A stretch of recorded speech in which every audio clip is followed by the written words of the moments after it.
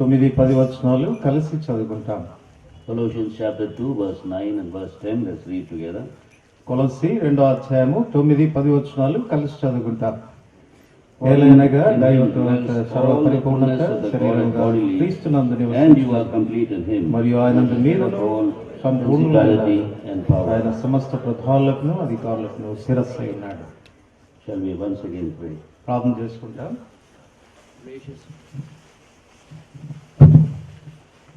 Of thy precious word and this blessed theme from Colossians chapter 2 and verse 9. ప్రేమగల తండ్రి, ప్రభు ఈ రెండవ భాగాన్ని బట్టి మిమ్మల్ని ఎంతో స్తుతిస్తూ ఉంటున్నాము. ఈ సందర్భంగా మీరు మాకు అనుగ్రహిస్తూ వచ్చినటువంటి కొలస్సీ 2:9 ఉన్న ఆయన యందు మీరు సంపూర్ణులనే ముఖ్యాంశాన్ని బట్టి మనము Thank you for the precious word that has been ministered in the first session through thy precious servant. We plead and pray that thou may preserve the word in the hearts of thy people.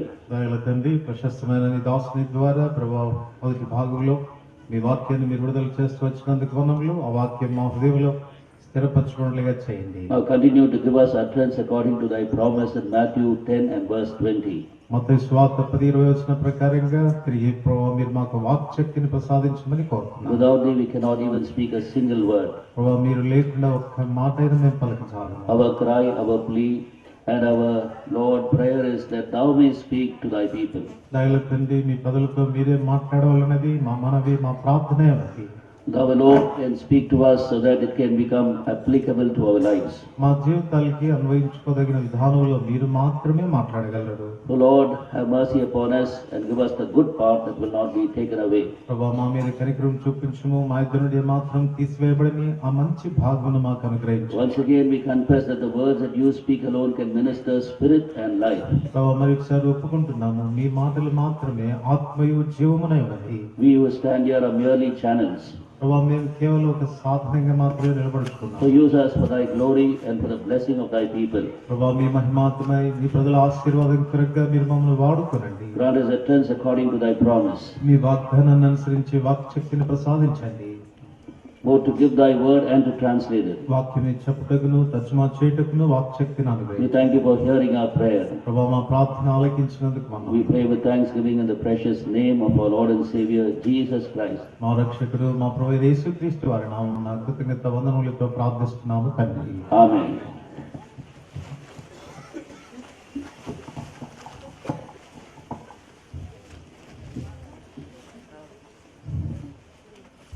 The book of Colossians was written by Apostle Paul at a very crucial and critical period in the history of the church at Colossae. కొలస్సీలో ఉన్నటువంటి సంఘము ఎంతో క్లిష్టతరమైన కఠినమైన పరిస్థితుల నడుమ వెళుతున్నటువంటి సందర్భంలో అపోస్తలుడైనటువంటి పౌలు కొలస్సీలో ఉన్నటువంటి పరిశుద్ధులకి పత్రిక రాశాడు. If we read the particular epistle, we will very clearly find out that this crisis was in relation to the challenge that came against the supremacy of the Lord Jesus Christ and the sufficiency of the Lord Jesus Christ in the church. కాబట్టి ఈ పత్రిక మనం చదువుతున్నప్పుడు వారు ఎదుర్కొంటూ వచ్చినటువంటి సమస్య ఏంటి అనేటువంటిది మనకు అర్థమవుతుంది. వారు ఎదుర్కొంటూ వచ్చినటువంటి సమస్య ఏంటంటే సంఘంలో యేసుక్రీస్తు ప్రభువారి యొక్క శిరసత్వం, ఆయనకున్నటువంటి ప్రాముఖ్యత, ఆయన వల్లే మనం సమస్తం పొందుతాం అన్నటువంటి విషయంలో వారి మధ్యలో ఒక సవాల్ ఉంటూ వచ్చింది. The people of God wanted a Christ plus. కానీ ఆ దినాల్లో ఉన్నటువంటి ప్రజలు క్రీస్తు మాత్రమే చాలదు, క్రీస్తుతో పాటు అదనంగా మనం వేరు వాటిని కూడా కలిగి ఉండాలి అన్న భావనలో ఉన్నారు. They did not want Christ alone. క్రీస్తు మాత్రమే కాదు అన్నారు. They thought they were not complete or sufficient in Christ alone. క్రీస్తులో మాత్రమే మేము సంపూర్ణమవుతాం, పరిపూర్ణమవుతాం అన్నది వారు ఒప్పుకోలేదు. And this news was brought by a disciple of the Lord Jesus Christ called Epaphras. కాబట్టి ఈ వార్త యేసు ప్రభువు శిష్యుడైనటువంటి ఎపఫ్రా ద్వారా తీసుకుని రాబడింది. He was a disciple who was converted by the ministry of Apostle Paul when Apostle Paul was preaching to the Ephesians, when he was preaching in Ephesus. కాబట్టి ఎఫెసులో అపోస్తలుడైనటువంటి పౌలు తను ప్రసంగిస్తూ ఉంటుండగా అపోస్తలుడైనటువంటి పౌలు పరిచర్య ద్వారా ఈ వ్యక్తి మారు మనసు అనుభవంలోకి వచ్చాడు.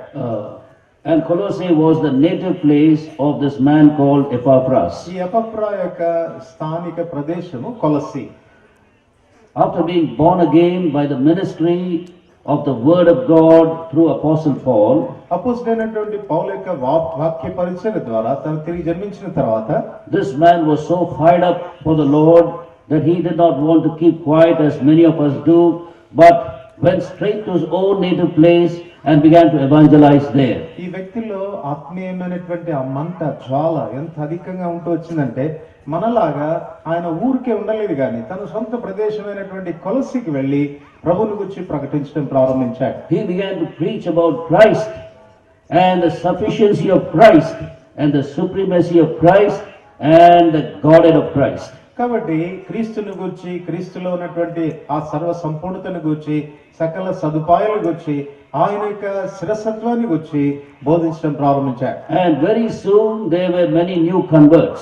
వెంటనే చాలా మంది ప్రభువును అంగీకరించడం, కొత్తగా ప్రభువును తెలుసుకోవడం ప్రారంభించారు. Very soon a church sprung up in that place. చాలా బహు త్వరితంగా అక్కడ సంఘం అనేది స్థాపించబడింది. And he became even a pastor, began to teach them many more truths of the Lord Jesus Christ. స్థానికంగా ఒక దైవజనుడిగా, దేవుని సేవకుడిగా ఉండి ఇంకా మరితరమైన ఆత్మీయ సత్యాలు వారికి బోధించడం తాను ప్రారంభించాడు. The church history says that Apostle Paul never visited this place called Colossae or the church there. కాబట్టి ఆ దినంలో ఈ కొలస్సీలో ఉన్నటువంటి సంఘాన్ని అపోస్తలుడైనటువంటి పౌలు ఏనాడు కూడా దర్శించినట్టుగా మనం చదవం. It was merely the work of this man called Epaphras. ఎపఫ్రా యొక్క పని యొక్క ఫలితమే అని మనం చెప్పవచ్చు. He was not an apostle. తాను ఒక అపోస్తలుడు కాడు. He was a new disciple. తాను క్రొత్తగా చేరిన శిష్యుడు. But he was born again ఆయన తిరిగి జన్మించిన వాడు by the ministry of Apostle Paul. అపోస్తలుడైనటువంటి పౌలు పరిచర్య ద్వారా. And what he heard after that also at the feet of Apostle Paul, those good things and the good news, he passed it on to the people at Colossae. ఏ సంగతులైతే అపోస్తలుడైన పౌలు పాదముల చెంత కూర్చుండి తాను నేర్చుకుంటూ వచ్చాడో అవే సంగతులు కొలస్సీలో ఉన్నటువంటి విశ్వాసులకు తాను బోధిస్తూ వచ్చాడు. That's the first lesson we can learn, that it's not necessary that an apostle is needed to found a church. కాబట్టి అది మనకి ఏం అర్థమవుతుంది అంటే మొట్టమొదటిగా మనం నేర్చుకునే పాఠం ఏంటంటే ఒక సంఘము అనేది స్థాపించబడడానికి అక్కడ అపోస్తలుని యొక్క పరిచర్య ఎంతో అవసరం. God is ready to use any person who has been fired up for the Lord, zealous for the Lord after being born again. కాబట్టి ఏ వ్యక్తి అయినప్పటికీ కూడాను తిరిగి జన్మించిన తర్వాత ప్రభు కొరకేటువంటి మండేవాడుగా ఉంటే, ఆ ఆత్మీయమైన జ్వాల ఉంటే అటువంటి వ్యక్తిని ప్రభు వాడుకుంటాడు. If you take Brother Baksing, చూడండి, ఉదాహరణకి చూడండి, బక్సింగ్ గారిని మీరు తీసుకుంటే in his time ఆయన కాలంలో there were ordained pastors. అప్పుడు నియమించబడినటువంటి పాదిరులు ఉండేవారు. The main line and the denominational churches were having ordained pastors. సంస్థాగతమైనటువంటి ఈ సమాజాల్లో చాలా మంది నియమించబడినటువంటి పాదిరులు ఉండేవారు. And ordained pastors alone could found a church. కాబట్టి అలాంటి పాదిరులు మాత్రమే వారి సంఘాలని స్థాపించేవాళ్ళు. But God used a fired up man for the Lord Jesus Christ. కాబట్టి అయితే యేసుక్రీస్తు ప్రభువారి కొరకు మండుతున్నటువంటి ఈ వ్యక్తిని దేవుడు వాడుకున్నాడు. He had no designations. ఆయనకి ఏమాత్రం పదవులతో నిమిత్తం లేదు. BD, MD and all that, Bachelor of Divinity, Master of Divinity, DD, Doctor of Divinity. He didn't have any titles like that. DD గాని డిడి గాని ఇలాంటి పదవులు ఏమి ఉండాల్సినటువంటి అవసరం లేదు. He was never called a reverend at all. తాను ఎన్నడూ కూడాను రెవరెండ్ అని కూడా పిలవబడలేదు. He was a faithful disciple of the Lord Jesus Christ. యేసు ప్రభువారిని బహు నమ్మకంగా వెంబడించినటువంటి శిష్యుడు ఆయన. But his heart was so fired up for the Lord, he not only merely evangelized, God very clearly spoke to him very soon that it's not enough that you win souls, but you must gather them together, and as the body of Christ and the church at Jehovah Shammah began. చూడండి, తాను సువార్త ప్రకటించి ఆత్మలను సంపాదించడం మాత్రమే కాదు, ప్రభు తనతో మాట్లాడుతూ వచ్చాడు. కేవలం నువ్వు ఆత్మను సంపాదించడం మాత్రమే కాదు, సంఘ స్థాపన చేయాలని కోరుతూ వచ్చినప్పుడు జెహోవా షమ్మా మెడ్రాస్ లో తాను సంఘాన్ని కూడా స్థాపించాడు. Very soon the mighty signs of an apostle were found in his life. అపోస్తలుల్లో కనపడేటువంటి బహు రకాలైన చిహ్నాలు బహు త్వరితంగా చూడు బక్సింగ్ గారి జీవితంలో కనపడుతూ But వచ్చినాయి. Brother Baksing was very simple. He always considered himself as a simple and humble disciple of the Lord Jesus Christ. అయినప్పటికీ కూడా సౌడు బక్సింగ్ గారు ఎప్పుడు కూడా ఎంతో దీనుడిగా, సాధారణమైన సామాన్యమైన ఒక విశ్వాసిగా తను కనపరుచుకుంటూ వచ్చారు. Once when he was abroad, I heard ఒకసారి తాను విదేశాల్లో ఉన్నప్పుడు నేను విన్నాను, Some people asked him, ఎవరో తను అడిగారంట, "Brother, do you consider yourself as an apostle?" సహోదరుడా మిమ్మల్ని మీరు అపోస్తలుడు అని అనుకుంటున్నారా అన్న. He was quiet for some time, ఆయన కాసేపు మౌనంగా ఉండిపోయారు. and then he answered and said, ఆ తర్వాత జవాబు చెప్పారు, "Brethren, I am nothing. అయ్యా నేను ఒట్టివాడు, Brethren, I am nothing." సహోదరులారా నేను ఒట్టివాడు. That's the man who was used by God as a mighty instrument to found all these churches. కాబట్టి అలాంటి వ్యక్తినే దేవుడు ఒక బలమైన సాధనంగా వాడుకొని ఈ సమాజాలన్నీ స్థాపించబడడానికి వినియోగించాడు. Here we see Epaphras sent by the Lord or fired up by the Lord and the Spirit of God going to Colossae and founding a church there. ఇక్కడ ఒక వ్యక్తి ఎపఫ్రా దేవుని ఆత్మ చేత రగిలించబడినటువంటి వాడై కొలస్సే అనేటువంటి ఆ ప్రదేశానికి వెళ్లి అక్కడ సంఘాన్ని స్థాపించాడు. How old he was, we do not know. తనకెంత వయసు మనకైతే తెలియదు, So age doesn't matter. కనుక వయసుతో నిమిత్తం కూడా లేదు. If you are fired up for the Lord, you can go wherever you are, in your own native place. You can evangelize, and even God may use you if you keep up in that same fervor to found a church there. ఒకవేళ నిజంగా దేవుని ఆత్మ చేత నువ్వు రగిలించబడితే నీవంతటి వయస్కుడు అయినా పర్వాలేదు, నీ సొంత ప్రదేశానికి నువ్వు వెళ్ళవచ్చు. ఆ ప్రదేశంలో ప్రభు అనేక ఆత్మల రక్షణార్థమై సంఘ స్థాపన కొరకే ప్రభు నిన్ను వాడుకోగలడు. Oh, do not be idle in these last days. కాబట్టి ఈ చివరి దినాల్లో ఒంటరిగా సోమరిగా నిర్లక్ష్యంగా ఉండకూడదు. Lord, help me, after hearing so much of word of God through so many messengers of yours, my life is still idle and useless. ప్రభా ఎంతో మంది దైవజనులు వర్తమానాలు నేను విన్న తర్వాత కూడాను నా జీవితం ఈ రీతిగా వ్యర్థంగా సోమరిగా గడుపుతున్నాను, నాకు సహాయపడు అని అడగాలి. Help me to go out and win souls for thee. ప్రభా నీ కొరకు నేను బయలు వెళ్ళి ఆత్మలను సంపాదించువానిగా చెయ్యి. And if it's thy will, and if it pleases you, use me also to raise up some assemblies for you. ప్రభా ఒకవేళ నా ద్వారా ఏదైనా ఒక సంఘం స్థాపించబడవాలన్నది నీ ఏర్పాటైతే దాని నిమిత్తం నన్ను వాడుకో. Enough that my life has been barren so far.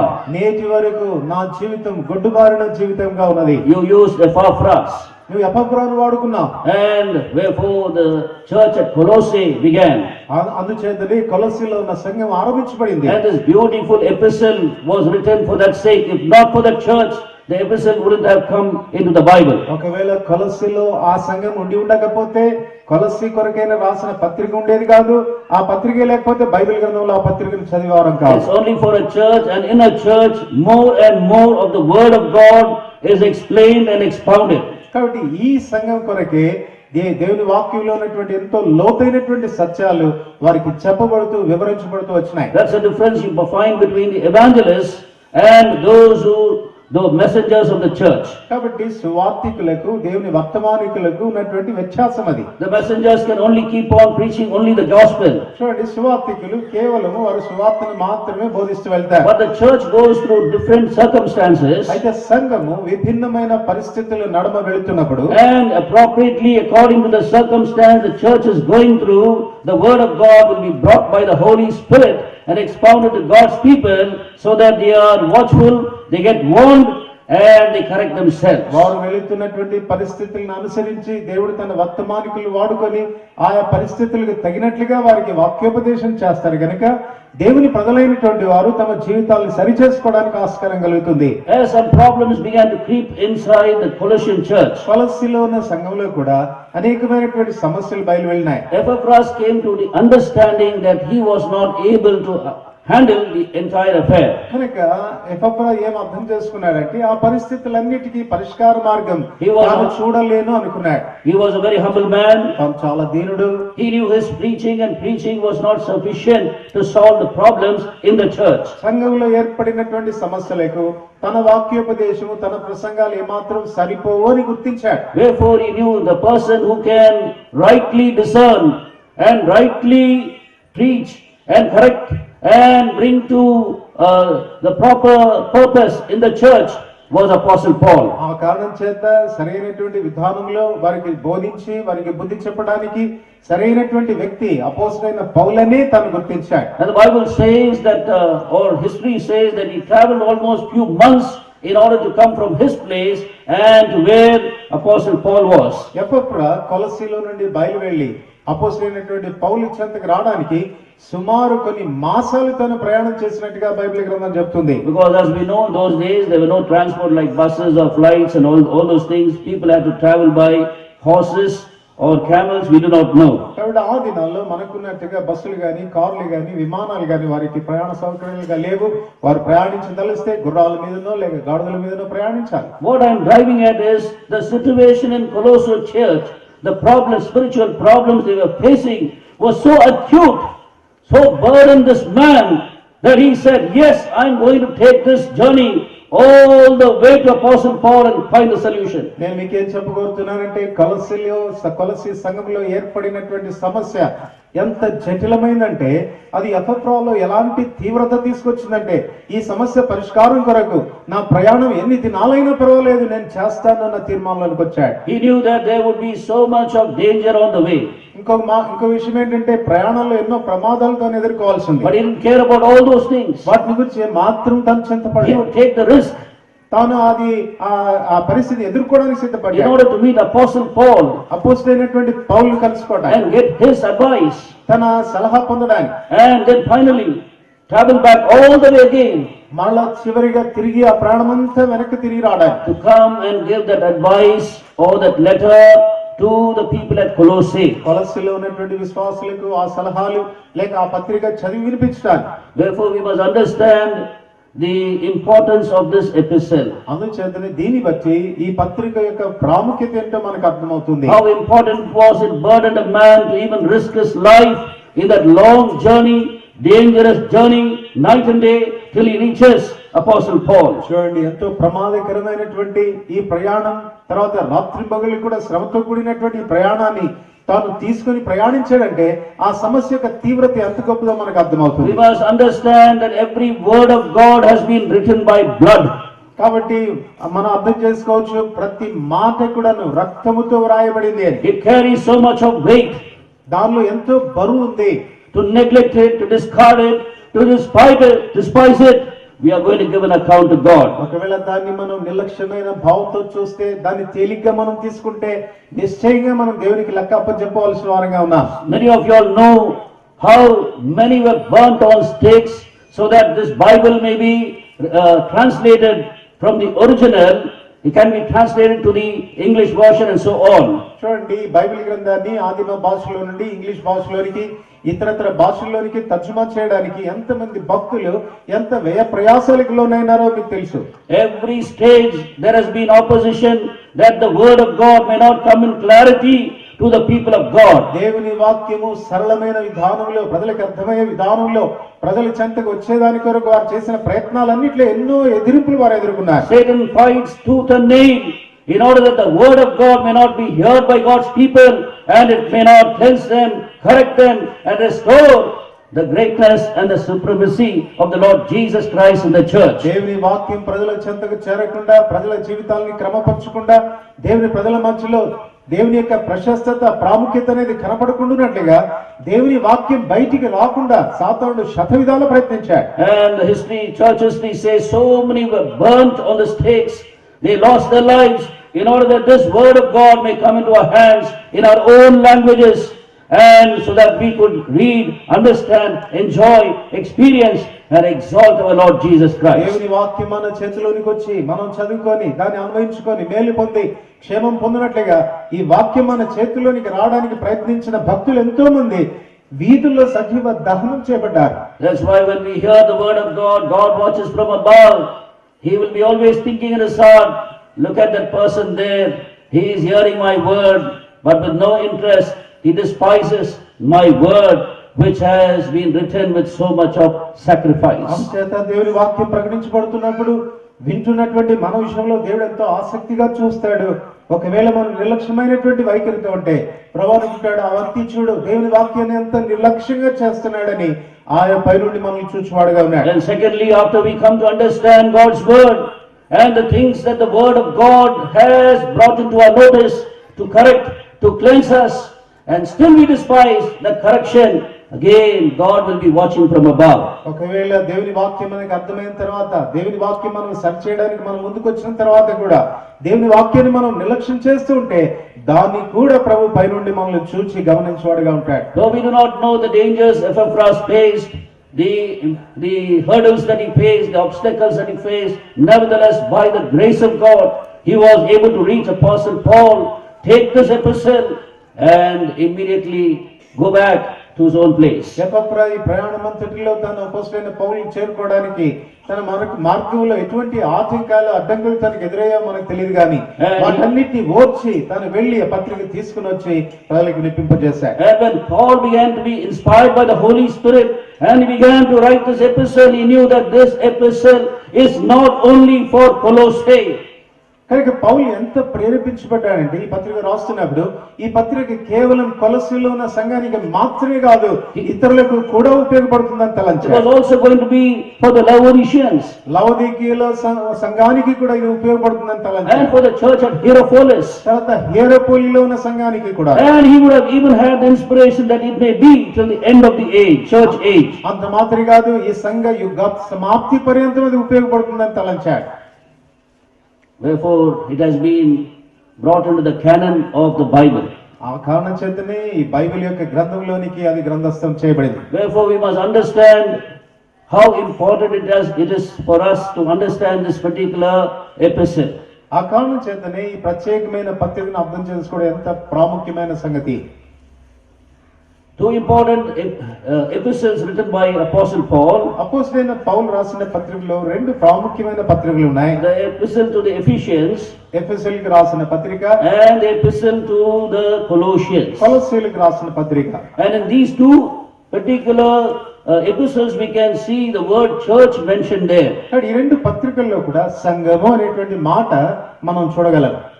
The book of Ephesians, ఎఫెసీ రాసిన పత్రికలో it speaks about the church of Christ. కాబట్టి అది క్రీస్తు యొక్క సంఘము అనే శీర్షికతో రాయబడింది. The church of Christ. క్రీస్తు సంఘము.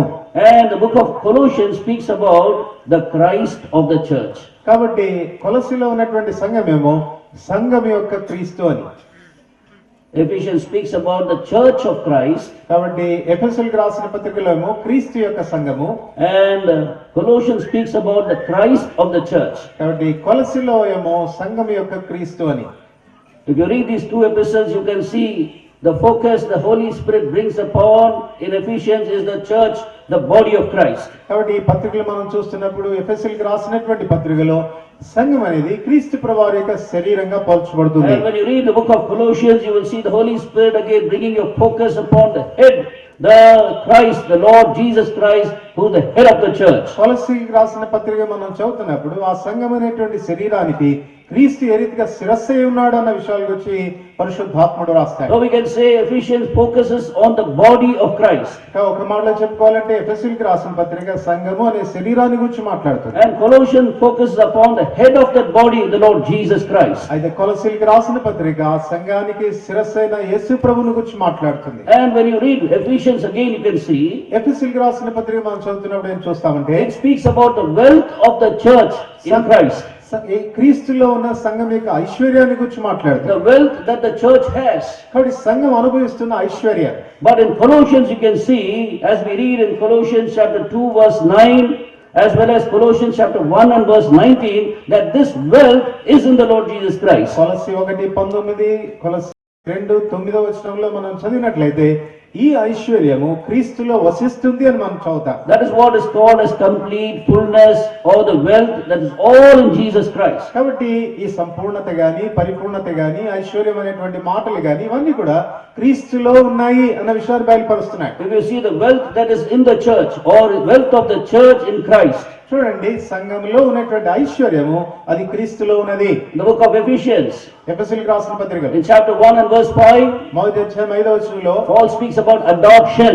పౌలు అక్కడ దత్తపుత్రత్వాన్ని గురించి మాట్లాడతాడు. Secondly, he speaks in verse 6 about acceptance. తర్వాత 6వ వచనంలో స్వీకరించబడుట అనే And మాట. in verse 7 he speaks about redemption. తర్వాత 7వ వచనంలో విమోచనము అనే మాట And వాడతాడు. again in the same verse he speaks about forgiveness. అదే వచనంలో పాప క్షమాపణ అనే మాట వాడతాడు. ఉంటాయి. And then in verse 17 he speaks about wisdom. తర్వాత 17వ వచనంలో జ్ఞానాన్ని గురించి మాట్లాడుతున్నాడు. And verse 18 he speaks about inheritance. తర్వాత 18వ వచనంలో స్వాస్థ్యాన్ని గురించి మాట్లాడుతున్నాడు. And verse 13 he speaks about the seal of the Holy Spirit in us. తర్వాత 13వ వచనంలో ఆత్మ యొక్క ముద్రను గురించి మాట్లాడుతున్నాడు. And then in chapter 2 verse 1 he speaks about life. We were raised or quickened together unto life.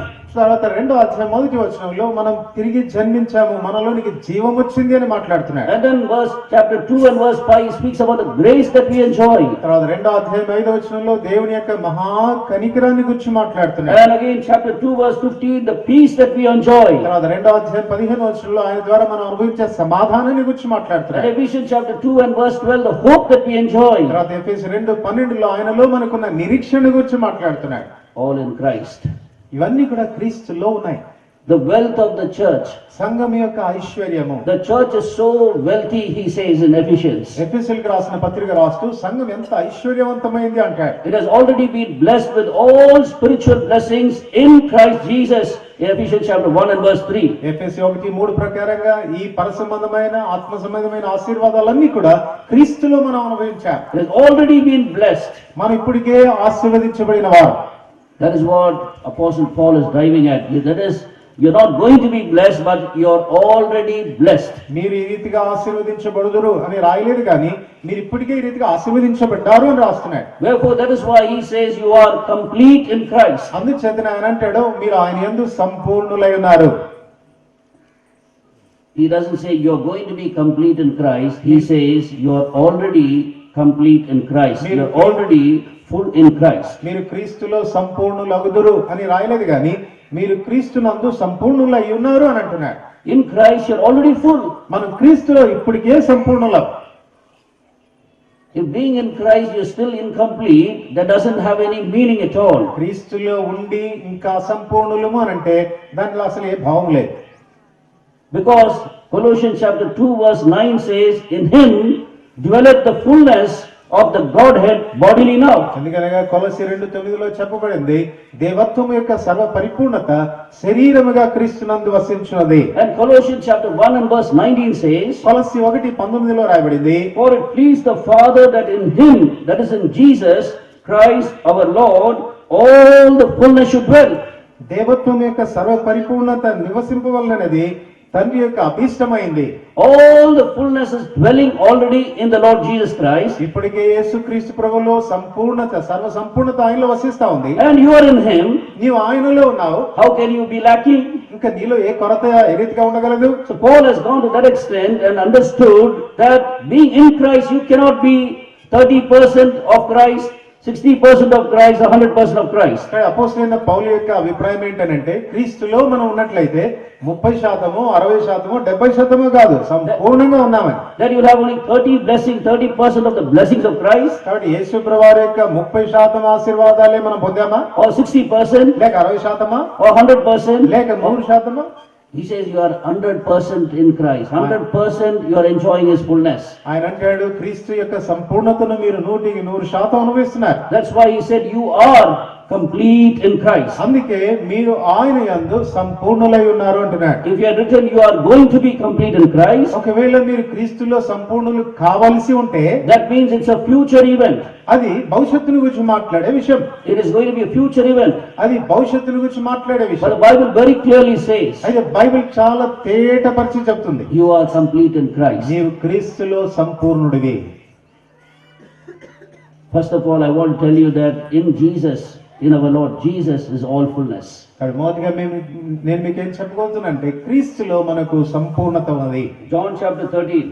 యోహాను సువార్త 13వ You అధ్యాయం. can see John chapter 13 యోహాను సువార్త 13వ అధ్యాయం and verse 3 please. 3వ వచనం చూడండి. తండ్రి తన చేతికి సమస్తమును అప్పగించిననియు తాను దేవుని యొద్ద నుండి బయలుదేరి వచ్చిననియు దేవుని యొద్దకు వెళ్ళవలసినదనియు యేసు ఎరిగి. Jesus knowing that the Father had given all things into his hands. తండ్రి తన చేతికి సమస్తం అప్పగించనని యేసు ఎరిగి. The Father had already given all things into his hands. కాబట్టి తండ్రి అయిన దేవుడు సమస్తాన్ని తన కుమారుని చేతికి అప్పగించాడు. All that belongs to the Father is now in the hands of the Lord Jesus Christ. తండ్రికి చెందిన సమస్తము కూడా ఇప్పుడు కుమారుడైన యేసు ప్రభు చేతిలో ఉన్నది. All the fullness of God is already handed over to the Lord Jesus Christ. తండ్రి యొక్క సర్వ పరిపూర్ణత తన కుమారుడైన యేసుప్రభు వారికి అప్పగించబడినది. The fullness of the blessing of the gospel. కాబట్టి సువార్త వలన కలిగే ఆ ఆశీర్వాదం యొక్క సంపూర్ణత You want to find it? దాన్ని పొందాలని కోరితే You cannot find it outside Christ. అది క్రీస్తుకు వెలుపల నీకు దొరకదు. You cannot find it apart from Christ. కాబట్టి క్రీస్తు లేకుండా నువ్వు దాన్ని పొందజాలవు. You have to find it in Christ. అది క్రీస్తులోనే పొందవలసి ఉన్నది. And what did God do? కానీ దేవుడు ఏం చేస్తాడు? He has already put us into Christ. కాబట్టి ఇప్పటికే మనల్ని క్రీస్తులో ఆయన పెట్టాడు. And then he says you are complete in him. ఆ తర్వాత అంటున్నాడు ఆయన యందు మీరు సంపూర్ణులై ఉన్నారు. So we must understand this theme. కనుక ఈ ముఖ్యాంశాన్ని మనం అర్థం చేసుకోవాలి. Just like there's a well of water, చూడండి, బావిలో నిండా నీరుంది, there's plenty of water there, దాని సమృద్ధిగా నీళ్లు ఉన్నాయి. and then you put a bucket inside. ఒకవేళ బకెట్ ని మనం లోపల వేస్తే What does that bucket do now? ఆ బకెట్ ఏం చేస్తుంది? It has to go into the water, అది నీళ్ల లోపలికి వెళుతుంది. and then when you pull the bucket up, ఆ బకెట్ ని బయటికి లాగినప్పుడు it will be full of that water. ఆ బకెట్ నిండా నీరు ఉంటుంది. Understand? అర్థమైందా? The bucket has gone inside the water. ఇప్పుడు బకెట్ నీళ్ల లోపలికి వెళ్ళింది. You can compare the well to the Lord Jesus Christ కానీ ఈ బావిని మన రక్షకుడైన ప్రభుత్వం మనం పోలిస్తే, and the bucket to ourselves. ఒకవేళ బకెట్ మనమైతే In ourselves we are all empty. మనం ఖాళీ బకెట్ గా ఉండినాము. We are all empty. మనందరికి ఖాళీ బకెట్లేము. Nothing good in us. మనలో ఏ మంచి లేదు. Nothing of blessing in us. మనలో ఆశీర్వాదన సూచనే లేదు. Nothing of the character of God in us. దేవుని యొక్క సుగుణాలు ఏమాత్రం మనలో లేవు. We are empty vessels. మనం ఖాళీ పాత్రలు. And what do? ఇప్పుడు ఏం చేశాం? Of course, before you put a bucket చూడండి, మీరు బకెట్ దానిలోకి వేసేదానికి ముందు, inside the well, ఆ బావిలోకి వేసేదానికి well ముందు of good water, మంచి నీటిలోనికి you look at the bucket. Bucket ని మనం చూస్తాం. Hey, what is this? Some dirt there, ఏంటి మురికి ఉందా ఇది? some slushes there. అటు ఏదైనా మురికి అక్కడ ఉంది. What do you do there? ఏం చేస్తాం? First you wash the bucket, ముందు బకెట్ ని కడుగుతాం, cleanse it properly, దాన్ని శుభ్రం కడిగి inside, outside, లోపట వెలుపట. and then what do? అప్పుడు ఏం చేస్తాం? Then you are satisfied. Now I can put it inside this clean water, ఇప్పుడు ఈ మంచి నీళ్ళలోనికి వేయడానికి వేయవచ్చు అన్న తృప్తి వస్తుంది. so that it can be clear, so that it can be filled with that clean water. తద్వారా మంచి నీళ్ళ చేత అది నింపబడినట్టు. That's what God is doing. అది దేవుడు కూడా చేస్తున్నాడు. He first washes us, ఆయన మొదట మనల్ని కడుగుతున్నాడు, and then he puts us into Christ. ఆ తర్వాత క్రీస్తులో మనల్ని పెడుతున్నాడు. And when the bucket goes inside, ఆ బకెట్ లోపలికి వెళ్ళిన తర్వాత it is filled with that water. నీటి చేత The నింపబడతావు. only thing, this bucket must not come out of the well. అయితే ఈ విషయం ఏంటంటే ఈ బకెట్ ఎప్పటికీ బయటికి రాదు. బావిలో Once it goes inside the well, it's always must remain inside the well. కాబట్టి ఆ బావిలోనికి ఆ బకెట్ వెళ్ళిన తర్వాత ఇంకా బావిలో ఉండాలి, బయటికి రాకూడదు. But the problem is, అయితే సమస్య ఏంటంటే we always try to come out. మనం ఎంతసేపు బయటికి రావడానికి ప్రయత్నిస్తాం. Of course, God fills us with Christ and then uses us. కాబట్టి దేవుడు క్రీస్తు చేత మనల్ని నింపి మనల్ని వాడుకుంటాడు. That's what we see in the marriage of Cana. అది కానా వివాహంలో మనం చూడవచ్చు. He told the servants, ఆ పరిచారకులతో చెప్పాడు, go fill the water pot with the full of water to the brim. ఆ బాణలను అంచుల మట్టుకు నింపమన్నాడు. And they filled the water pot full of water. ఆ రాతి బాణలను అంచుల వరకు నీళ్ళు నింపమన్నాడు. That water pot speaks about Christ. కాబట్టి ఆ రాతి బాణమైన ప్రభువుని గురించి మాట్లాడుతాడు. After they filled it to the brim, కాబట్టి అంచుల వరకు దాన్ని నింపిన తర్వాత now what did he say? ఏమన్నాడు? Now put it inside. Put the vessel inside కాబట్టి పాత్ర ముంచి and take out the water. నీళ్లు తీసుకొని Now go and serve. ఇప్పుడు వెళ్ళి మీరు వారికి వడ్డించండి. And once you empty, you come back again, fill and go and serve. మళ్ళా ఖాళీ అయినప్పుడు మళ్ళా రండి, నింపుకోండి, మళ్ళా పోయండి. That's a practical way of getting filled again and again. కాబట్టి క్రియాపూర్వకమైన జీవితంలో మరలా నింపబడడం అంటే అది. Apostle Paul is saying, be filled with the Holy Ghost. ఇక్కడ అపోస్తలుడైన పౌలు అంటాడు, పరిశుద్ధాత్మ చేత మేము నింపబడితిమి. So that particular pot is full of water. కాబట్టి ఆ ప్రత్యేకమైన పాత్ర సంపూర్ణంగా నీటితో నింపబడింది. And you put your vessel inside and you get filled. కాబట్టి నీవు నీ పాత్రను దానిలో ముంచి దాన్ని నింపుతున్నావు. But only inside that thing, that particular pot, you have your fullness. కాబట్టి ఆ పాత్రలోనికి నీ పాత్రను ముంచినప్పుడే నీకు నింపుదల వస్తుంది. So unless we go into Christ or come into Christ, we cannot come into the enjoyment of the fullness and then serve in the fullness of God and the fullness of the blessing of the gospel. ఆ కారణం చేత క్రీస్తులోనికి నువ్వు తేపబడితేనే గాని రాబడితేనే గాని నువ్వు నింపబడవు. క్రీస్తు యొక్క సంపూర్ణతతో నువ్వు పని చేయలేవు, సేవ చేయలేవు. So there we see when Apostle Paul was writing inspired by the Holy Spirit, అపోస్తలుడైన పౌలు పరిశుద్ధాత్మ చేత ప్రేరేపించబడి మాటలు రాస్తున్నప్పుడు he wrote this particularly with this particular thing in his mind. కాబట్టి ఈ ప్రత్యేకమైన అంశాన్ని తన మనసులో ఉంచుకొని రాశాడు. People are not wanting Christ to be supreme over all. వారి జీవితాల మీద క్రీస్తే శిరస్సుగా అధిపతిగా ఉండాలని ప్రజలు ఆశించడం లేదు. They wanted people to equalize Christ, something to equalize Christ. మిగిలినటువంటి వ్యక్తులతోనో వేటితోనో యేసు ప్రభువును సమానుడిగా చేయగోరుతున్నారు. When you think about the supremacy, he writes here in Colossians chapter 1. కొలస్సీ మొదటి అధ్యాయంలో యేసు ప్రభు వారి యొక్క శిరసత్వాన్ని గురించి మాట్లాడుతున్నప్పుడు Colossians chapter 1. చూడండి, కొలస్సీ మొదటి అధ్యాయం When he is writing here, ఇక్కడ రాస్తున్నప్పుడు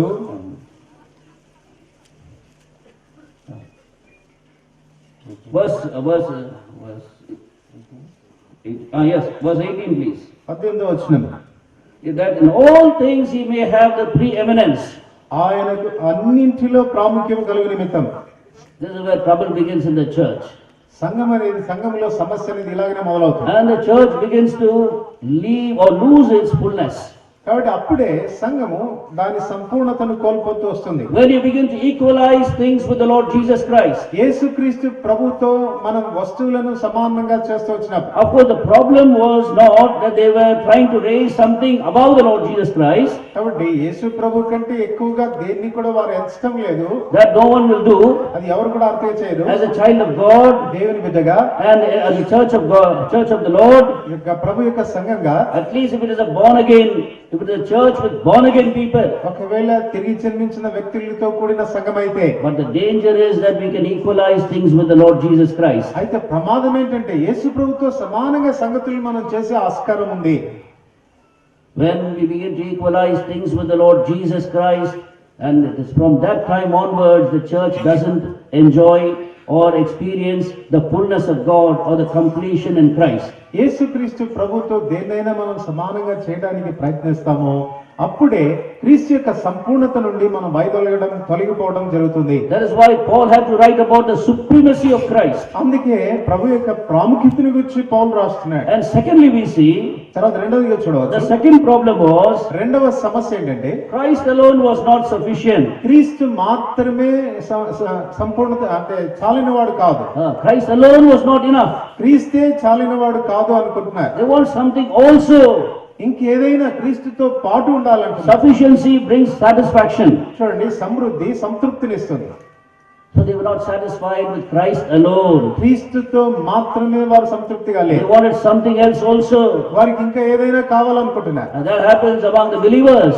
కానీ ఇది విశ్వాసుల నడుమ జరిగింది. We will be going to those details later. దాని గురించిన వివరణ తర్వాత మనం చూస్తాం. I'm just telling you, giving an introduction as to why this epistle was written. ఇవన్నీ సంగతులు నేను ఎందుకు చెప్తున్నానంటే ఉపోద్ఘాతంగా ఈ పత్రిక ఎందుకు వ్రాయబడింది అన్నదాన్ని. And the key word of this epistle is this one. It is not only that Christ is preeminent. This is the key word. You are complete in Him. చూడండి, ఈ పత్రిక యొక్క ముఖ్యమైనటువంటి మాట ఏంటంటే క్రీస్తే ప్రముఖమైన వాడు అన్న మాటే కాకుండా మీరును ఆయన యందు సంపూర్ణులు అనే మాట. Now that's the introduction. అది ఉపోద్ఘాతం. That the Lord wants us to understand that we are complete in Him. కాబట్టి మనం ఏం అర్థం చేసుకోవాలని ప్రభు కోరుతున్నాడంటే ఆయన యందు మనం సంపూర్ణులము. We don't have anything to have equalize the Lord Jesus Christ. యేసు ప్రభుతో మరి దేన్ని కూడా మనం సమానంగా చేయవలసిన అవసరం లేదు. Or we do not want anything additional to the Lord Jesus Christ. యేసు ప్రభు కాకుండా అదనంగా ఇంకేదైనా పొందాలని మనం అనుకోవాల్సిన అవసరం లేదు. May the Lord help us ప్రభు మనకు సహాయపడుగా in these days of convocation to understand what exactly is the problem that we are going through according to this epistle. ఈ పత్రిక ద్వారా ఈ పరిశుద్ధ సమాధి కూడికల్లో ఎటువంటి కొరతల నడుమ మనం వెళుతున్నామో అర్థం చేసుకోవడానికి ప్రభు మనకు సహాయపడుగా. So the thing is, first and foremost, మొట్టమొదటిగా ప్రాథమికంగా we must understand now the purpose of God. దేవుని యొక్క ఉద్దేశం ఏంటి అనేది మనం అర్థం Now, చేసుకోవాలి. this is not a purpose of God only for the Colossians and during the Colossian period alone. ఆ కొలసీలో ఉన్న సంఘానికి ఆ ప్రాంతంలో ఆ సమయంలో నివసించిన వారి కొరకు మాత్రమే కాదు ఇది. Or this was not alone the purpose of God after the Colossian period even until now. కాబట్టి ఆ కొలసీ సంఘం తర్వాత ఇప్పటి వరకు ఉన్నటువంటి వారి నిమిత్తం మాత్రమే కాదు ఇది. This was the purpose of God even from the foundation of the world. జగత్తు పునాది వేయబడక మునుపే దేవుని సంకల్పం మానవుల విషయంలో ఇది. So you may understand, you may think what that purpose is. కాబట్టి ఈ ఉద్దేశం ఏంటనేది మీరు అర్థం చేసుకోవచ్చు. The purpose of God was to show His completion to us, కాబట్టి దేవుని యొక్క ఉద్దేశం ఏంటంటే ఆయన సర్వ పరిపూర్ణత మనకు బయలుపరచాలి. to show His fullness to us. ఆయన సంపూర్ణత మనకు బయలుపరచాలి. That is the purpose of God. అది దేవుని యొక్క ఉద్దేశం. God is invisible, దేవుడు అదృశ్యుడు. and it has been desired in His heart to reveal His fullness to mankind. తన సంపూర్ణత మానవాళికి బయలుపరచబడాలనేది ఆయన ఉద్దేశమై ఉన్నది. It has been from the beginning, it has been in His heart. కాబట్టి ఆరంభం నుండే ఆది నుండే అది తన హృదయంలో ఉంది. This invisible God wants to reveal Himself. ఈ అదృశ్యుడైన దేవుడు తను తాను బయలుపరచుకోవాలని కోరాడు. He is a self-revealing God. ఆయన తను తాను బయలుపరుచుకునే దేవుడు. Not only that He exists, but His character He wants to reveal. ఆయన జీవించడం మాత్రమే కాదు తన సుగుణాలేంటి కూడా బయలుపరచుకోరాడు. And that was the purpose of creation. అది సృష్టిని కలగచేయటంలోని ఉద్దేశం. Whenever He created something on the first day, the second day, the third day, the fourth day, it was actually a revelation of Himself. చూడండి, మొదటి దినం కానీ రెండవ దినం కానీ 3-4 దినాల్లో తను ఏది కలగ చేసినప్పటికీ కూడా దాని యొక్క వెనక ఉద్దేశం ఏంటంటే తన్ను కూర్చున్న బయలుపరుపు కలగాలి. The first day He created light. మొదటి దినాన వెలుగును కలగజేశాడు. John the Apostle later writes in his epistle, he says, God is light. కాబట్టి ఆ తర్వాత అపోస్తలుడైన యోహాను తన పత్రికలో రాస్తూ దేవుడు వెలుగై ఉన్నాడు అంటాడు. Wherefore we see in the creation, first of all, the revelation of God, the revelation of the invisible God. అందుచేత సృష్టిలో మనం చూస్తే అదృశ్యుడైన దేవుని కూర్చున్న బయలుపరుపు అక్కడ చూడవచ్చు. And then when He created all the living beings, ఆ తర్వాత జీవించేటువంటి జీవరాశుల్ని కలగజేసినప్పుడు animals, plants and so and all, తర్వాత గ్రహాలు ఇలాంటి వాటిని కూడా కలగజేసినప్పుడు He was revealing, I am life. God is life. దేవుడు జీవము గలవాడు అన్న విషయాన్ని బయలుపరిచాడు. He is the source of life. జీవానికి ఆయనే మూలం అని బయలుపరిచాడు. That is why He created all the beings. అందుచేత జీవరాశులన్నింటినీ And కలగజేశాడు. all that He created had life. కనుక తాను కలగజేసిన వాటన్నిటిలో జీవం ఉంది. So we could understand that through this creation, this invisible God who is a spirit was trying to reveal Himself and all His fullness. ఆ కారణం చేత ఈ సృష్టిని చేసిన సృష్టికర్త అయిన దేవుని యొక్క ఆంతర్యం ఏంటంటే వాటిని కలుగచేయడం ద్వారా తనలో ఉన్నటువంటి సంపూర్ణతను బయలుపరచాలని. So day 1, day 2, day 3, He was creating so many things. మొదటి దినము, రెండవ దినము, మూడవ దినము అనేకమైన వాటిని కలుగజేశాడు. And Psalm 9 and verse 1 says, the heavens declare the glory of God and the earth its fullness. 19వ కీర్తన మొదటి వచనంలో చదువుతాం, ఆకాశములు దేవుని మహిమను వివరించున్నవి, అంతరిక్షం ఆయన చేతి పని ప్రచురపరుచున్నది. So heavens are declaring the glory of God, all the fullness of God. ఆకాశములు దేవుని యొక్క సర్వ పరిపూర్ణత ఆయన మహిమను బయలుపరుస్తా Of ఉన్నాయి. course we can't say the fullness of God. కాబట్టి దేవుని సంపూర్ణతను బహుశా మనం చూడలేకపోవచ్చు. It is declaring to some extent the glory of God. దేవుని యొక్క మహిమను గురించి కొంత పరిమాణంలో అవి బయలుపరుస్తూ ఉన్నాయి. The invisible God is revealing Himself. కనుక అదృశ్యుడైన దేవుడు తను తాను బయలుపరుచుకుంటున్నాడు. And day 1 He said, after creating light, this is good. కాబట్టి మొదటి దినాన వెలుగును కలుగజేసిన తర్వాత వెలుగు మంచిది అని చెప్పాడు. Second day He said, He created something else and said, it is good. తర్వాత రెండవ దినాన మరొక దాన్ని కలిగజేసి ఇది మంచిది అన్నాడు. He created the heaven and separated it from the earth. ఆయన ఆకాశాన్ని కలిగజేసి భూమి నుండి దాన్ని వేరుపరిచాడు. All these things were speaking about who God was. కానీ ఇవన్నీ కూడా Or God is rather. దేవుడు ఎవరు, ఆయన వ్యక్తిత్వం ఏంటి అనేది బయలుపరుస్తుంది. Now He comes to the 6th day. Ravana దినానికి వచ్చిన తర్వాత After creating all things needed, వీటన్నిటిని అవసరమైన వాటన్నిటిని చేసిన తర్వాత He creates man. ఆయన మనిషిని చేశాడు. And then He says, this man, it's not good for man to be alone. తర్వాత ఆయన అన్నాడు, ఈ మనుషుడు ఒంటరిగా ఉంటే మంచిది కాదన్నాడు. He creates Eve. తర్వాత అవ్వను కూడా కలగజేశారు. When he brings them together, వారి ఇరువుని కలిపిన తర్వాత he observes them. వారిని గమనించి What does he say? ఏమన్నాడు? It is very good. ఇది చాలా మంచిది అన్నాడు. There was satisfaction now ఇప్పుడు ఆయనలో చాలా తృప్తి వచ్చింది in his heart, ఆయన హృదయంలో. because now he could see from everything, from the heavens, the earth, and the entire creation, man with woman, his fullness. కాబట్టి ఇప్పుడు తాను కలిగజేసిన సర్వ సృష్టి అంతటిలో ఈ స్త్రీ పురుషుల్లో తన సంపూర్ణతను చూసుకోగలిగాడు. He could see the fullness of God now. ఇప్పుడు దేవుని యొక్క సంపూర్ణతను చూడగలిగాడు. Now if we take the heavens, ఇప్పుడు ఆకాశాలు మనం తీసుకుంటే they declare the glory of God, no doubt. ఏ అనుమానం లేదు, అవి దేవుని మహిమను వివరిస్తా ఉన్నాయి. They can declare the glory of his power. తర్వాత ఆయన శక్తిని గురించి బయలుపరుస్తా ఉన్నాయి. They can declare the glory of his wisdom. ఆయన జ్ఞానాన్ని గురించి అవి వర్ణిస్తా ఉన్నాయి. They can declare the glory of his skill. ఆయన నైపుణ్యాన్ని గురించి అవి వివరిస్తా ఉన్నాయి. They can declare the glory of his understanding. ఆయనకున్న గ్రహింపు ఎంత గొప్పదో అది బయలుపరుస్తా ఉంది. But can the heavens declare the glory of his love? అయితే ఆయన ప్రేమను గురించినటువంటివి వాటిని ఈ సృష్టి వర్ణించగలదా? Can the heavens declare that?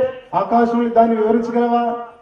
Can they declare the glory of his humility? తర్వాత ఆయన దీనత్వాన్ని గురించి, దానిలో ఉన్న గొప్పతనాన్ని గురించి అది వివరించగలదా? Can they declare the glory of his grace? ఆయన కృపను గురించి అవి వర్ణించగలవా? Can they declare the glory of his mercy?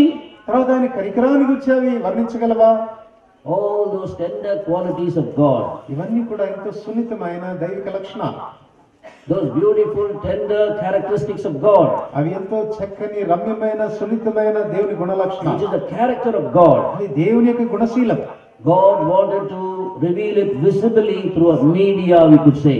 కాబట్టి ఒక మాటలో చెప్పాలంటే ఒక సాధనం ద్వారా దేవుడు దాన్ని బయలుపరచుకోరాడు. And that was mankind. అదే మానవుడు. That's why Genesis 1:27 says, God made man in his own image. అందుకే ఆదికాండం 1:20లో చదువుతాము, దేవుడు తన స్వరూపమందు నరుని సృజించెను. The fullness of his joy, ఆయన సంపూర్ణత యొక్క the పరిపూర్ణతతో, fullness of his peace. ఆయన సమాధానం అనే పరిపూర్ణతతో, All these things were found in Adam and Eve. ఇవన్నీ కూడా సంపూర్ణంగా ఆదాము అవ్వల్లో కనబడ్డాయి. If you look at them at the Garden of Eden before they fell into sin, వారు పాపములో పడక మునుపు ఏదైనా తోటలో వారిని మనం గమనిస్తే oh, they were complete joy in their lives. వారి జీవితాల్లో సంపూర్ణ సంతోషం ఉన్నది. Their peace was complete. వారి సమాధానం పరిపూర్ణంగా ఉన్నది. They had such power. Their power was complete. They could call out all the animals and even name them. వారికి ఉన్న శక్తి అంత పరిపూర్ణమైందంటే జంతువులన్నిటిని కూడా ఆజ్ఞాపించి పిలిచి వాటికి పేర్లు పెట్టగలిగారు. Their wisdom was complete. వారికి ఉన్న జ్ఞానం పరిపూర్ణంగా ఉన్నది. Their security was complete. వారికి ఉన్న భద్రత పరిపూర్ణమైనది.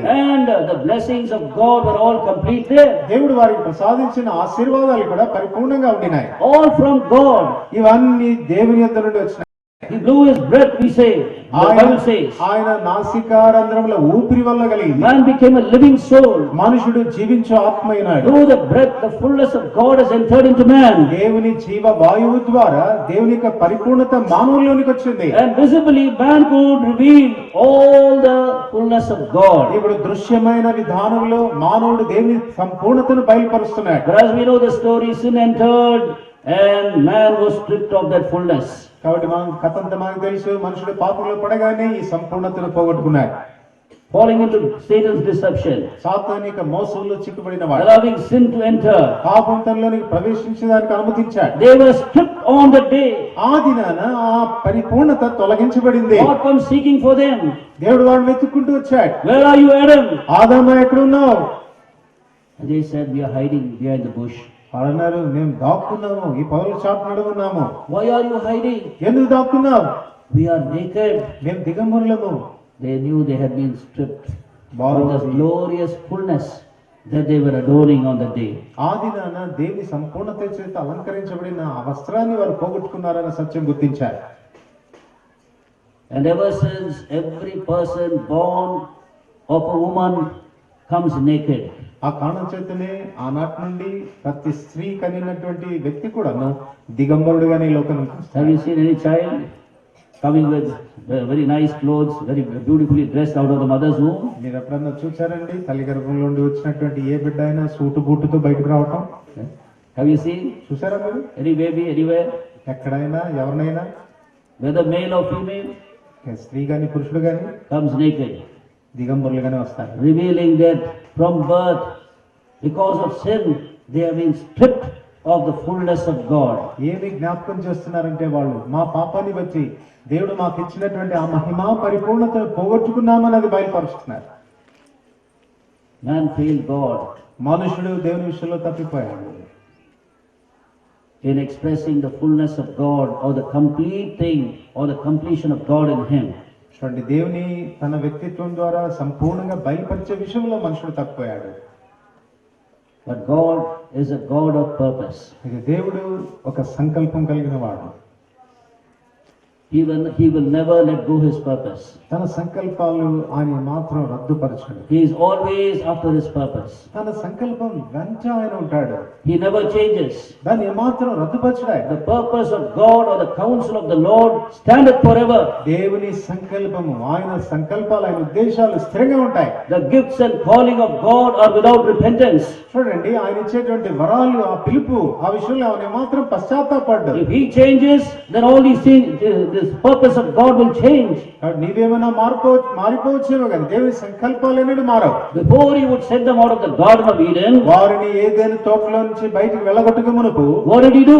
ఏం చేశాడు? Immediately he slew a lamb or slew an animal, took the skin of it and clothed Adam and Eve. వారి నిమిత్తమై జంతువులు వధించి వాటి చర్మం చేత వారికి చొక్కాయిలు చేయించి వారికి తొడిగించాడు. They were trying to cover their own nakedness with some leaves. వారు ఆకుల చేత కచ్చడాలు చేసుకుని తమ దిగంబరత్వాన్ని కప్పుకోవడానికి ప్రయత్నించారు. He knew man's way to cover himself and give himself a fullness is going to wither away.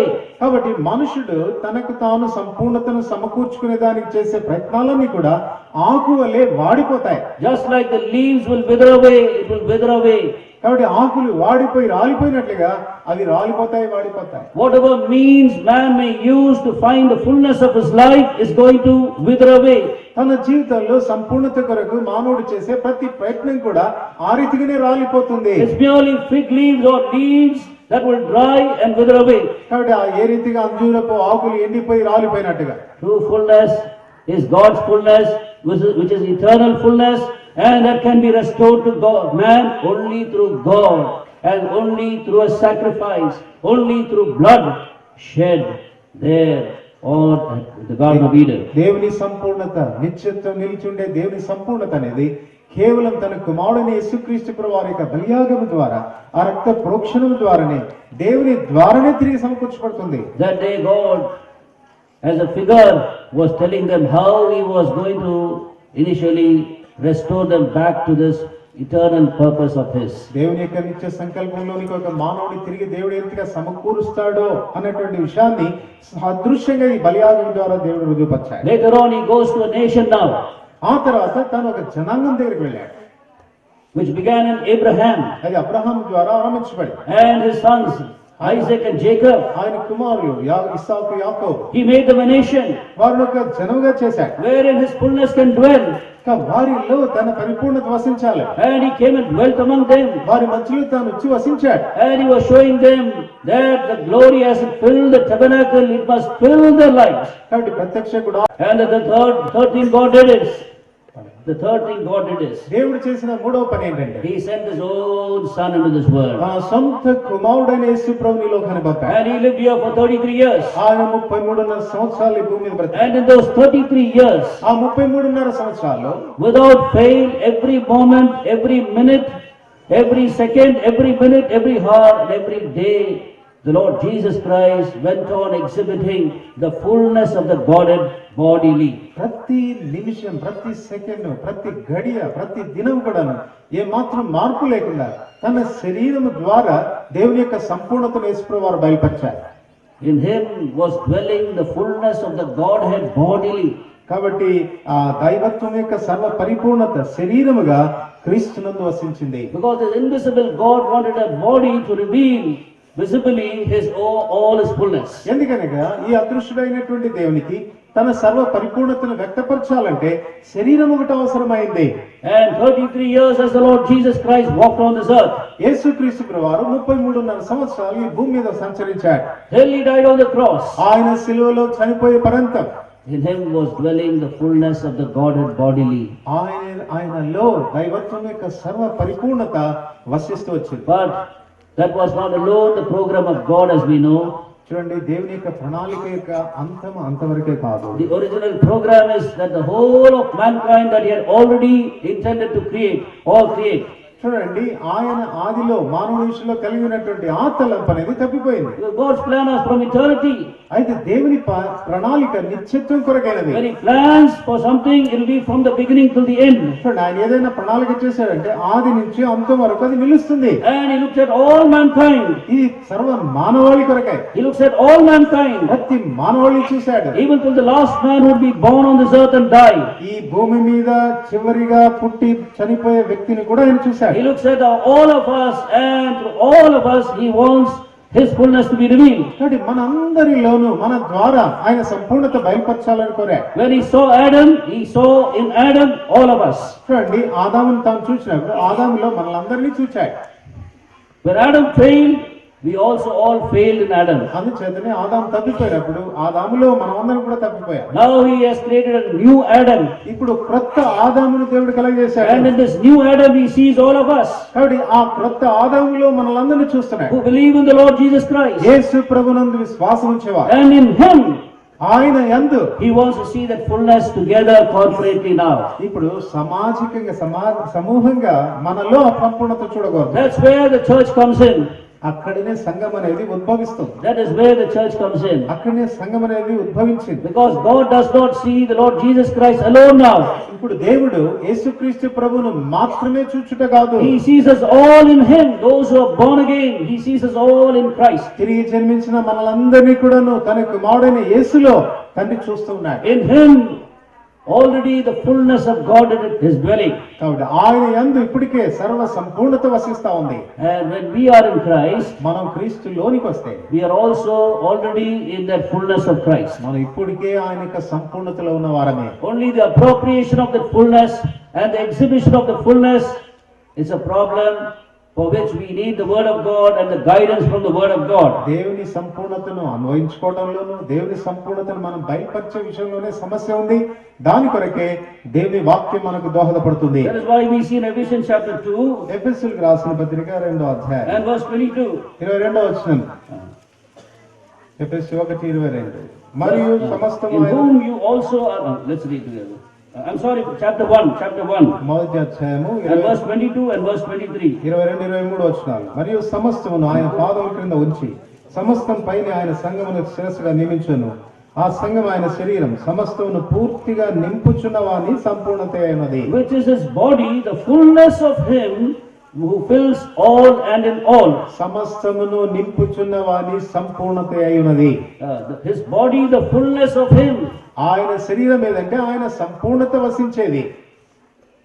It is God's desire, God's purpose, God's demand to find his fullness in the church. దేవుని సంఘములో ఆయన సంపూర్ణత కనపడవాలనేది ఆయన ఆశ ఉంది, ఆయన అపేక్ష ఉంది, ఆయన ఆజ్ఞ ఉంది. మన If a church does not have a vision of this particular purpose of God, that church will fall short of God's expectation, fall short before his coming. చూడండి, ఒకవేళ సంఘం అనేది ఇచ్చి దర్శనాన్ని ఒకవేళ పోగొట్టుకుంది అని అంటే నిశ్చయంగా దేవుని యొక్క రాకడలో అది అసంపూర్ణంగానే కనపడుతుంది, తప్పిపోయిందిగా కనపడుతుంది. If a church doesn't endeavor to come to the appropriation of the fullness that has been already given to it, the church fails. That church fails. చూడండి, ఒకవేళ ఇప్పటికే దేవుని చేత ప్రసాదించబడినటువంటి సర్వ సంపూర్ణతను సంఘం ఒకవేళ అన్వయించుకోలేకపోతే నిశ్చయంగా ఆ సంఘము పడిపోయిందిగా, తప్పిపోయిందిగా ఉంటుంది. So let us understand this morning, though we are going to go to other aspects of this particular fullness.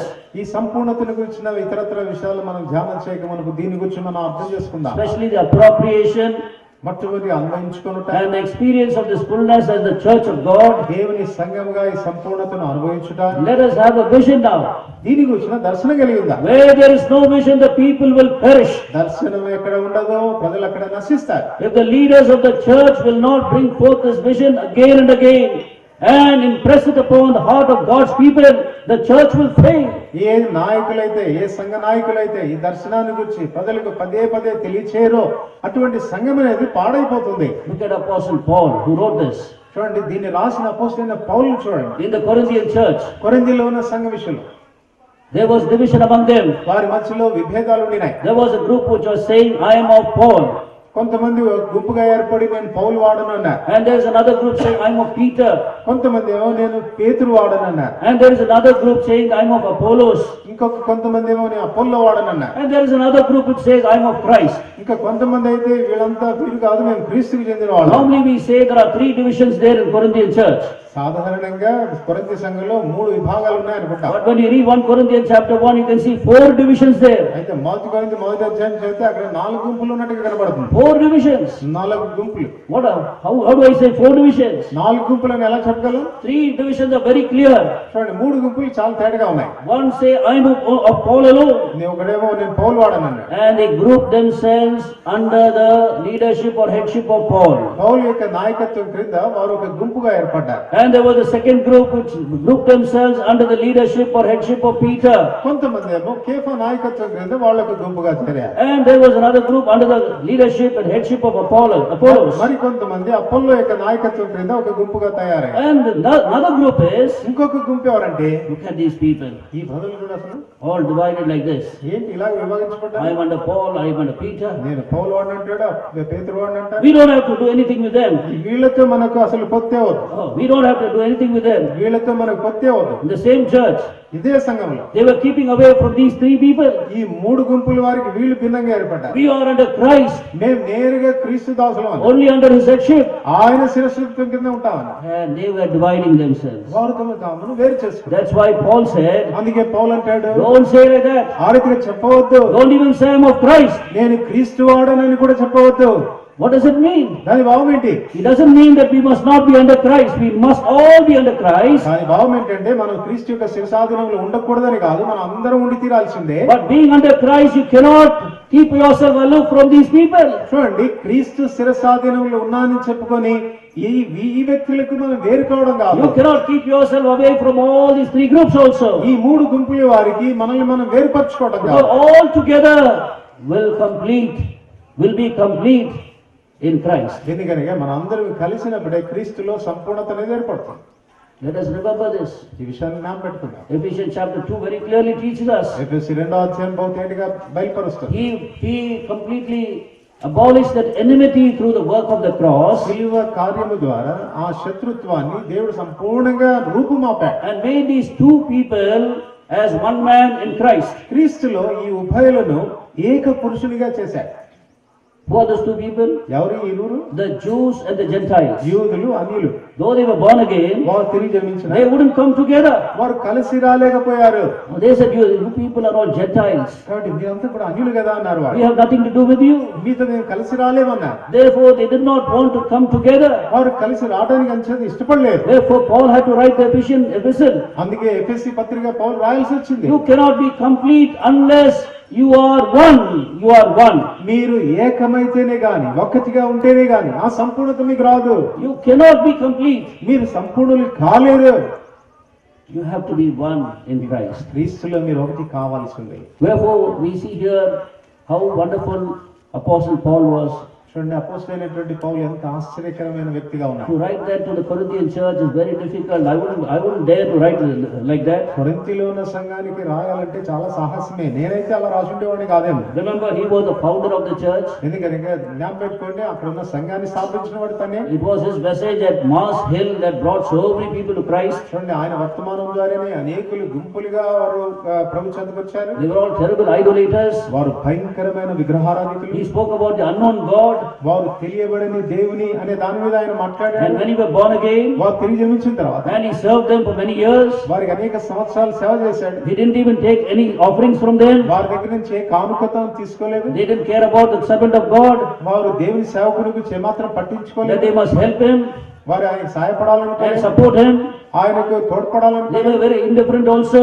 వారు ఆయనకి భిన్నంగా కూడా ఉంటూ వచ్చారు. Therefore, that compelled him to go and labor with his own hand and supply his own need. అందుచేత తన స్వహస్తాలతో కష్టపడి తన అవసరాలను తను తీర్చుకోవాల్సి Such వచ్చింది. a sacrificial person, అటువంటి సమర్పణతో కూడిన వ్యక్తి. and through him the church has grown now, ఇప్పుడు సంఘం బాగా ఎదిగింది. gifted with so many gifts. వారికి ఎన్నో కృపావరాలు ఉన్నాయి. But then what does he write? ఏమని రాస్తున్నాడు వాళ్ళకి? Don't say I'm of Paul. నేను అప్పుల్లో వాడని చెప్పొద్దు, పౌలు వాడని He చెప్పొద్దు. was the most spiritual person, ఇప్పుడు ఎంతో ఆత్మీయమైన వ్యక్తి but he said to his own group, తన సొంత గుంపుతో There చెప్తున్నాడు. was a group, fans for him, తనకంటూ అభిమానులు తయారయ్యారు. coming under his umbrella. తన గొడుగు క్రిందికి వచ్చేవాళ్ళు. Now look at me.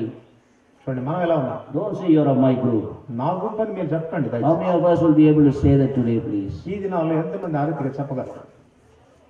Don't say you're of my group. నా గుంపు వాడని మీరు చెప్పద్దు. Do not worry. నేను యోగ్యుడి కాదు. Was I crucified? నేను సిలువేయబడ్డానా? It was Christ who was crucified. క్రీస్తు సిలువేయబడ్డాడు. Did I baptize you all? మీ అందరికి నేనా బాప్తిస్మ ఇచ్చింది? Only 1 or 2 families, that's all.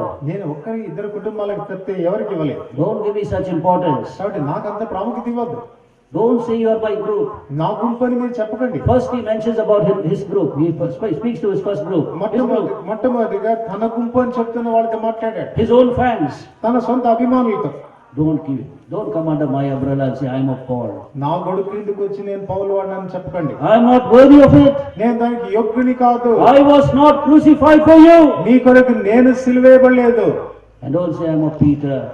పేతురు వాడినని కూడా చెప్పవద్దు. Don't say I am of Apollos. నేను అపోల్లో వాడినని కూడా చెప్పవద్దు. And those who say I am of Christ, it's good, well and good. క్రీస్తు వాడను అని చెప్తున్నటువంటి మీరు మంచిదే. But saying that, don't be aloof from these 3 groups. అయితే ఆ మాట చెప్పుట ద్వారా ఈ ప్రజలతో మిమ్మల్ని మీరు వేరు చేసుకోవద్దు. Don't divide yourself from them. వారి నుండి మీరు వేరు కావద్దు. They are still God's people. వారు ఇంకా దేవుని ప్రజలే. Only thing they are living in an error. They are living in an error. వారు కేవలం పొరపాటులో ఉన్నారు, అంతే వ్యత్యాసం. Only together we can be complete in Christ. మనం కలిసి రావడం ద్వారానే సంపూర్ణులు కాదు. So today morning, as we are going to close now, ఇప్పుడు మనం ముగించబోతున్నాం. ముగింపులో let us understand the importance of this particular theme.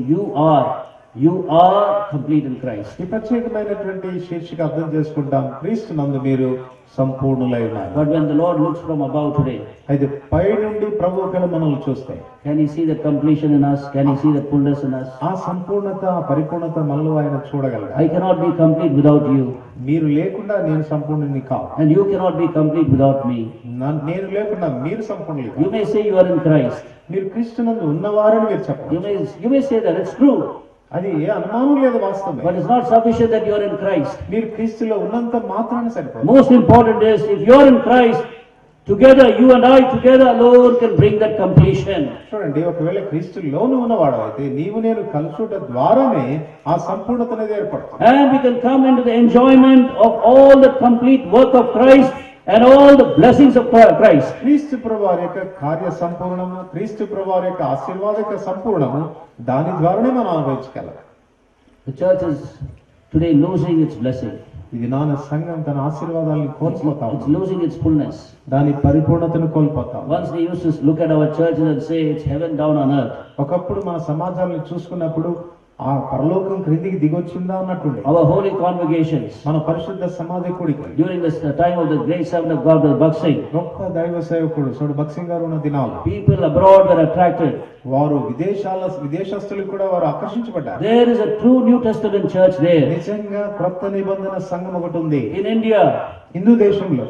and people used to flock from every part of the world. ప్రపంచమంతట్లో ఆయా భాగాల నుండి పరిగెత్తుకుని వచ్చేవాళ్ళు. And the experience they had in that holy congregation ఆ పరిశుద్ధ సమాజ కూడికల్లో దాన్ని అనుభవించారు వారు. was this is heaven on earth. కానీ పరలోకమే భూమి మీదకి వచ్చిందా అన్నట్టుగా. Heaven on earth.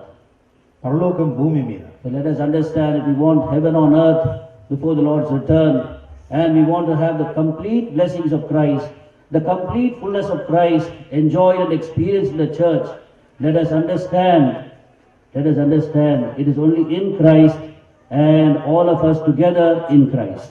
క్రీస్తు రాక మునుపే సంఘంలో దేవుని యొక్క సంపూర్ణతను, ఆ సంపూర్ణత యొక్క ఆశీర్వాదాలను మనం చూడాలి, మనం అనుభవించాలంటే జ్ఞాపకం పెట్టుకోండి, అది క్రీస్తులోనే ఉంది. అంతేకాదు మనం సమిష్టిగా కలిసి ఏకంగా ఉండట ద్వారానే ఆ సంపూర్ణతను మనం చూడగలం, అనుభవించగలం. May the Lord bless His word unto us. దేవుడు తన వాక్యాన్ని మన కొరకే దీవించునుగాక. ప్రార్థన చేసుకుంటాం. బయలుపరచాలని మీ కోరిక, మీ సంకల్పాన్ని జ్ఞాపకం చేస్తూ వచ్చిన మాటలు బట్టి వందములు. ఆదామునందు కోల్పోయిన సమస్తాన్ని కాబట్టి ఆదామైన యేసుక్రీస్తు ప్రభులో మీరు సమకూర్చారు. మీ దయాపూర్వకమైన సంకల్పమైనందుకే స్తుతిస్తూ ఉంటున్నాను. దయగల తండ్రి, ఇప్పటికే క్రీస్తునందు మీరు మమ్మల్ని సంపూర్ణులుగా చేసిన దాన్ని అన్వయించుకునే విషయంలో, దాన్ని బయలుపరిచే విషయంలో మేమంతా కొరబడుతున్నాము, తక్కువగా ఉంటున్నాము. దయగలిగినటువంటి తండ్రి, కలిసి రావడం ద్వారా దయల తండ్రి సమిష్టిగా ఉండటం ద్వారా ప్రభా క్రీస్తులో ఉంది అన్నటువంటి విషయాన్ని గుర్తించడం ద్వారా ఎట్లు ప్రభా మేము ఆ సంపూర్ణతలోనికి రాగలము జ్ఞాపకం చేస్తూ వచ్చినందుకు వందనములు. ఏక మనస్కులమై ఒక్క నూతన పురుషుని వలె ప్రభా మీరు తెలుగులో ఆ ప్రభా ద్వేషాన్ని సంహరించి ఉంటుండగా అది మాలో కార్యకార్యాలు ఆ రీతిగా తండ్రి సమిష్టిగా మీ సంపూర్ణతను బయలుపరచువారుగా ఉన్నట్లుగా చేయమని ప్రార్థిస్తూ ఉంటున్నాను. దయగల తండ్రి విషయంలో మా కొరతలు తీర్చుము, మా అక్కర్లు తీర్చుము, మా లోటుపాట్లు తీర్చు నెరవేర్చుకున్నట్లుగా చేయమని ప్రార్థిస్తూ ఉంటున్నాను. మీ ప్రియ కుమారుని సారూప్యత మాలో పరిపూర్ణంగా కనుక్కున్నట్లుగా చేయము. వేలికై మీరు మమ్మల్ని దర్శించము. ఈ వాక్యాన్ని మా హృదయంలో భద్రపరచుము. శత్రువు ఇంక మాకు ఎత్తుకెళ్ళిపోకుండా చేయము. మరలా మేము జ్ఞాపకానికి తెచ్చు.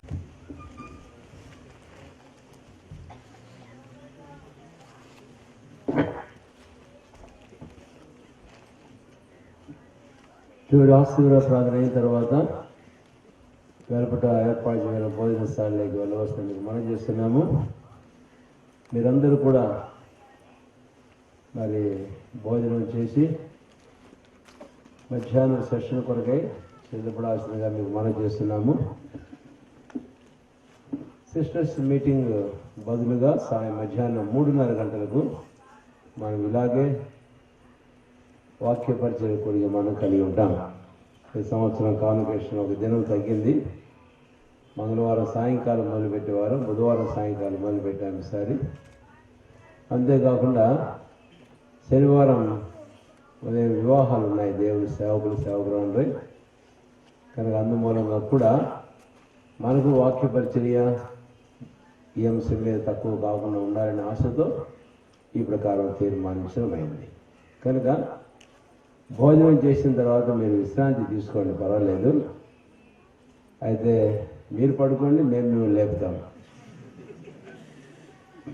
3:30 గంటలకు మళ్ళీ ప్రారంభిస్తాం మధ్యాహ్నం కూడిగా.